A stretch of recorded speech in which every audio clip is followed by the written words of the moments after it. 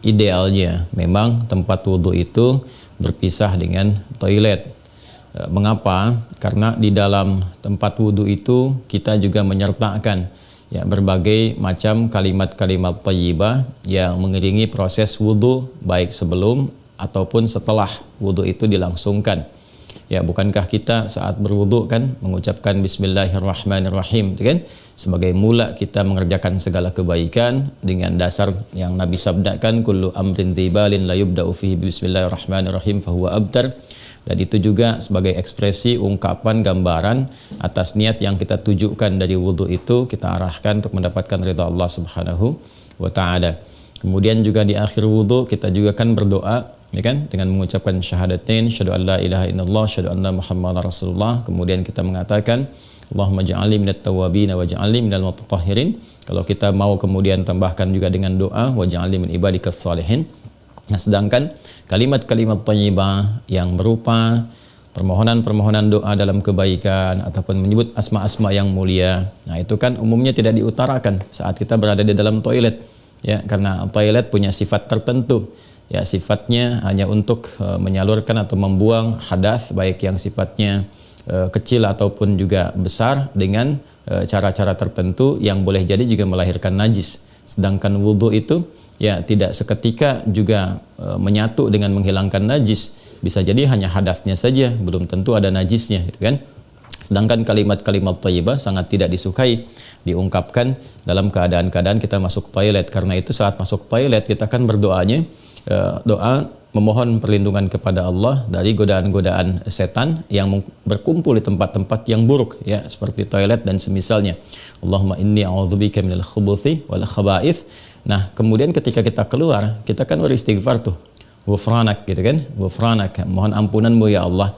Nah, ada yang mendetilkan itu. Kenapa kita minta ampunan ketika keluar? Karena kita menahan diri dari pengungkapan kalimat thayyibah yang biasanya kita ucapkan di setiap tempat, istighfar, sholawat dan sebagainya. Nah, ketika itu terputus saat masuk toilet, seakan-akan ada sifat tawadhu, kita memohon ampunan karena nggak mampu mengungkapkan, karena itu tempat yang tidak pantas, diungkapkan itu di tempat yang tidak sesuai. Maka ketika keluar kita mengatakan ghufranak kalau ada hal-hal yang tidak tepat di dalam dan tidak mampu mengerjakan hal yang biasa kita kerjakan. Itu adab saja, takdib di dalamnya. Nah, karena alasan inilah akan lebih bagus kalau tempat wudhu itu bisa terpisah sendiri dengan toilet, sehingga nanti kesempurnaan hal-hal yang mengiringi bisa dilakukan. Bila pun memang keadaannya tidak memungkinkan dan hanya ada itu, dan bisa didapatkan di dalam berbagai kondisi, Anda ke mall misalnya kan, tidak ada tempat spesifik wudhu, taruhlah gitu, demikian kondisinya, atau bahkan dalam kondisi tertentu, bahkan saat haji atau umrah yang begitu padat tempat wudhunya misalnya, dan Anda hanya menemukan ada toilet tapi ada keran yang disiapkan terpisah di dalamnya itu. Nah, ini kondisi-kondisi demikian masih memungkinkan. Jadi kalau ada kondisinya sifatnya tidak terpisah keadaan tempat wudhunya, maka tidak ada masalah ketika Anda berwudhu dalam keadaan juga menyatu tempatnya dengan toilet, karena kaidah juga mengatakan ad-daruratu tubihul mahdharat. Kondisi-kondisi yang mendesak itu, kondisi-kondisi yang tidak biasa itu membolehkan, bahkan yang terlarang pun asalnya diperkenankan. Nah, ini kan sifatnya tidak terlarang, hanya tidak disukai, makruh sifatnya, nggak ada nas haram di dalamnya, tapi sifatnya tidak disukai. Tidak disukainya itu karena kita tidak bisa mengungkapkan hal-hal baik yang mungkin kita bisa lakukan saat kita berwudu. Jadi kita berdoa harus keluar dulu setelah selesai wudu, baru kemudian kita bisa berdoa. Ataupun Bismillahirrahmanirrahim hanya kita bisa ungkapkan dalam hati, nggak bisa kita lafadzkan, Doa-doa pun kita iringkan di dalam hati. Nah, itu hal-hal yang menjadikan kita kemudian tidak maksimal. Pun demikian juga ada satu kondisi lain, itu kan tempat berkumpulnya setan di tempat-tempat yang kurang bagus itu, sehingga godaan-godaan saat berwudu dan sebagainya, nah itu kadang-kadang lebih banyak. Nah, ini tentunya juga di satu sisi tidak berlaku juga kondisi ini saat misalnya kalau mandi besar. Kadang-kadang kan juga tempatnya menyatu juga dengan toilet. Kan mandi besar juga berlangsung wudu di dalamnya, Nah, ini kita harus fleksibel juga dalam kondisi-kondisi demikian. Jadi ini yang mau saya katakan, tidak berhukum haram, itu bisa dilakukan. Kalau tempatnya kita misalnya memungkinkan untuk berpisah, bagus ada dipisahkan. Tapi kalau menyatu pun tidak ada masalah, tidak ada masalah sepanjang dalam keadaan-keadaan darurat tertentu dan tidak berhukum haram. Apa dalilnya? Yang tadi saya sampaikan. ya tidak ada nas spesifik mengharamkannya, dan kadang-kadang kita mandi besar juga, ya, al-ghuslu dari janabah dan semacamnya juga berlangsung, dan dalam mandi besar juga ada wudhu. Namun barangkali kesempurnaan itu tidak bisa kita iringkan dengan kalimat-kalimat thayyibah yang diungkapkan, hanya dalam hati kita lakukan. Jadi kalau tidak ada tempat lain dan menjadikan Anda berwudu, misalnya menyatu dengan toilet, di dalamnya ada toilet, maka kalimat-kalimat thayyibah itu cukup dalam hati, tidak perlu diungkapkan di lisan, ya kan? Dan sempurnakan wudu Anda, lalu ketika keluar Anda berdoa sebagai penutup bagian dari wudunya. Demikian kiranya bisa disampaikan. Wallahu taala a'lam bissawab. Dan sebelum saya menutup, ada sesuatu yang sangat menarik ketika Ibnu Abbas radhiyallahu taala anhuma menyampaikan kisah Nabi sallallahu alaihi wasallam, ya, saat beliau berada di kediamannya Sayyidah Maimunah radhiyallahu taala anha, dan malamnya kemudian bangun, ya, bangkit dari tidurnya, duduk dulu menghilangkan bekas ngantuk.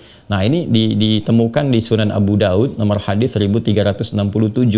Tsumma dhahaba ila syanin mu'allaqah. Kemudian beliau pergi ke tempat tertutup. Nah, syanin mu'allaqah ini enggak disebutkan tempat tertutupnya. Apakah dia sifatnya mirhad, ya kan? Apakah tempatnya toilet yang menyatu, kamar mandi, ataukah dia tempat wudhu, ya kan? Midha, misalnya, apakah dia tempat wudhu?